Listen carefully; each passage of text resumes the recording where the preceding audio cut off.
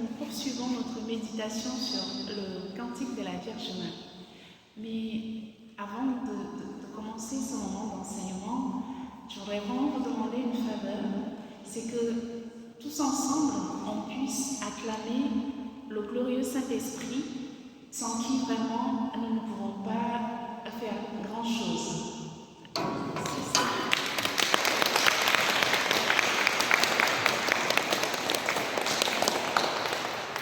Merci Saint-Esprit d'être parmi nous, merci pour tout ce que tu nous inspires, merci vraiment pour tout ce que tu fais au travers de nous, malgré nos petitesses.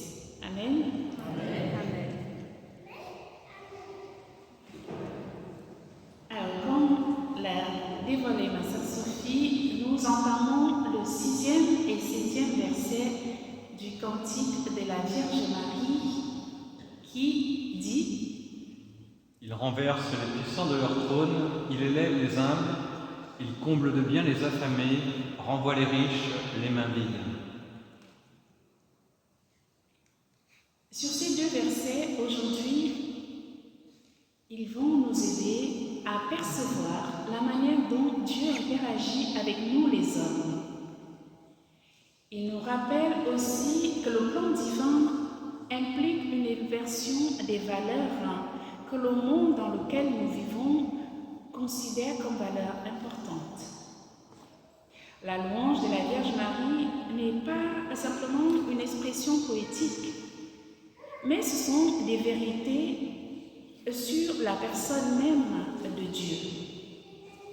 Elle nous parle par ses cantiques, elle nous donne la vraie nature de Dieu et elle nous dit aussi la façon dont nous devons vivre en tant que disciples du Christ. Par ces paroles, la Mère du bel amour nous invite à remettre en question nos propres attitudes envers le pouvoir ou l'autorité, la richesse et la relation que nous avons envers notre prochain. Sur la base de ces deux versets, nous avons constitué 3 parties pour l'enseignement. Alors la première partie qui s'intitule « Dieu et l'exercice du pouvoir ou autorité ». La deuxième partie, nous l'avons titrée « L'humilité devant Dieu ». Et enfin, la troisième et dernière partie, « Du service envers les autres et la dépendance à Dieu ». Pour commencer, Dieu est l'exercice du pouvoir. Il renverse les puissants de leur trône. Mais qu'est-ce qu'un puissant ? Un puissant, c'est quelqu'un qui a un grand pouvoir. Ça, c'est le dictionnaire qui nous dit, qui a de la puissance ou une certaine influence. Dans le contexte du Magnificat, donc le cantique de la Vierge Marie, notre maman du ciel exalte, elle loue, elle adore son Dieu, son Créateur, tout en nous révélant encore une fois la vraie nature de ce Dieu. Car elle dit que Dieu s'oppose à la puissance humaine, à la manière dont les humains exercent leur pouvoir ou autorité sur les faibles et les petits. Un homme fort est finalement cet homme-là qui se suffit à lui-même, qui est rempli de lui et dont en qui il n'y a aucune place pour le Saint-Esprit. Or, la parole de Dieu est claire. Nous lisons dans la parole de Dieu « Ce qu'il y a de fou dans le monde, voilà ce que Dieu a choisi pour couvrir de confusion les sages. Ce qu'il y a de faible dans le monde, voilà ce que Dieu a choisi pour couvrir de confusion ce qui est fort. Ce qui est d'origine modeste, méprisé dans le monde, ce qui n'est pas, voilà ce que Dieu a choisi pour réduire à rien ce qui est. Ainsi, aucun être de chair ne pourra s'enorgueillir devant Dieu. 1 Colossiens 1, 27, 29. Alors Dieu serait-il contre le pouvoir et l'autorité ? Non, Dieu n'est pas contre le pouvoir et l'autorité, puisqu'il dit dans sa parole Que tout homme soit soumis aux autorités qui exercent le pouvoir, car il n'y a d'autorité que par Dieu, et celles qui existent sont établies pour lui. En Romains, chapitre 13, verset 1. Mais qu'est-ce qui peut donc pousser Dieu à renverser un puissant que lui-même a établi? Eh bien, ce qui peut pousser Dieu à renverser un puissant qu'il a établi lui-même, c'est lorsqu'une personne exerce l'abus du pouvoir ou oppresse son prochain, lorsqu'il le maltraite. C'est cette injustice qui attriste le cœur de Dieu. Comprenons bien qu'il ne s'agit pas uniquement des dirigeants des nations ou autres grands titres, non, mais de toute personne qui a une autorité sur l'autre. Alors cette personne-là, ça peut être au sein de notre famille, dans notre milieu professionnel ou dans les rapports que nous avons avec les autres. La Bible dit ceci. Le plus grand parmi vous sera votre serviteur, dans Matthieu, chapitre 23, verset 11. D'ailleurs, le Seigneur Jésus ne le dit pas seulement, il le fait. Il nous montre l'exemple lorsque lui, le Maître et le Seigneur, se met à laver les pieds de ses disciples lors du dernier repas, le jeudi saint, et il déclare: Vous m'appelez Maître et Seigneur, et vous avez raison, car vraiment je le suis. Si donc moi, le Seigneur et le Maître, je vous ai lavé les pieds, vous aussi devez vous laver les pieds les uns les autres. Dans Jean chapitre 13, versets 13 et 14. Et oui, mon frère, ma sœur, la puissance à laquelle Dieu nous invite à exercer envers les autres, c'est bien la puissance de l'amour et du service en toute humilité. Ce qui nous conduit à la deuxième partie, l'humilité devant Dieu. Alors, qu'est-ce que l'humilité devant Dieu? L'humilité devant Dieu, c'est reconnaître que tout ce que nous sommes, tout ce que nous possédons vient de Dieu.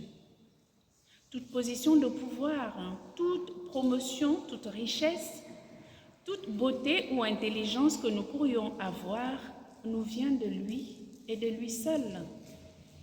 Je parle ici du croyant. Saint Jacques dit ceci: Dieu s'oppose aux orgueilleux, aux humbles, il accorde sa grâce. Dans Saint Jacques, chapitre 4, verset 6. La vertu de l'humilité nous donne accès à la grâce divine. Soyons humbles dans toutes nos réussites.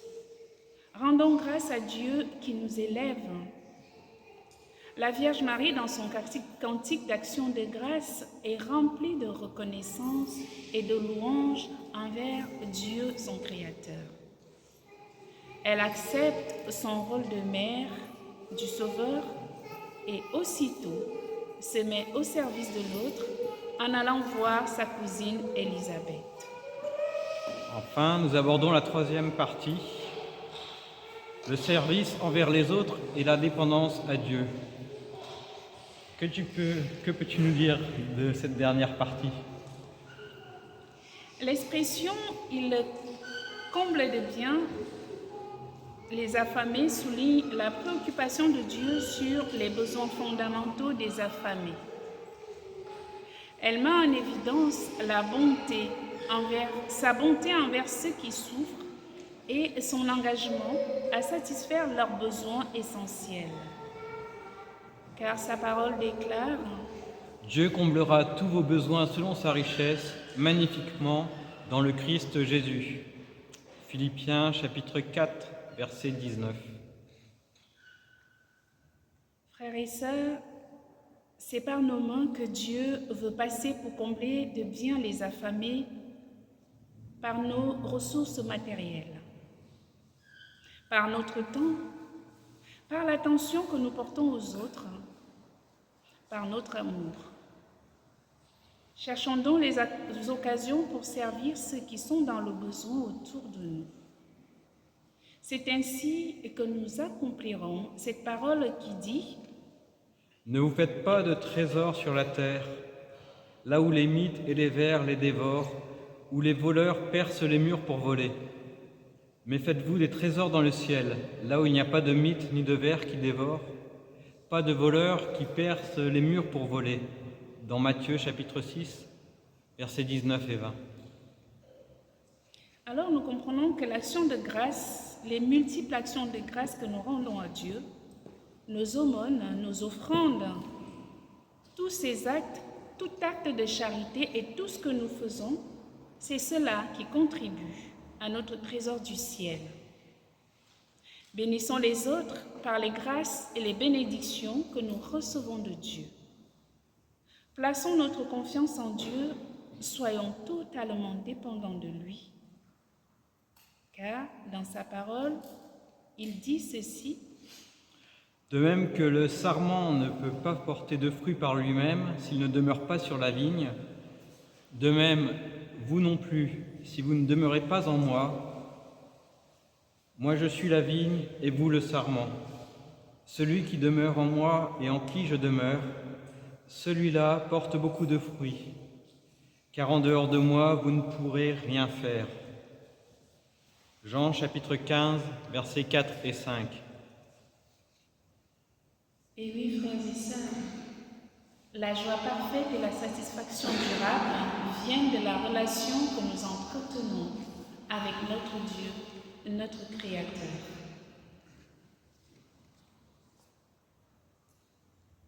Maintenant, si vous permettez, je vais adresser cette humble prière en notre nom à tous au Seigneur. Dieu notre Père, tu es tout pour nous et nous te rendons toute la gloire. Avec Maman Marie, nous te remercions pour ta parole qui est une lampe sur nos pas. Nous te bénissons pour qui tu es. Amen.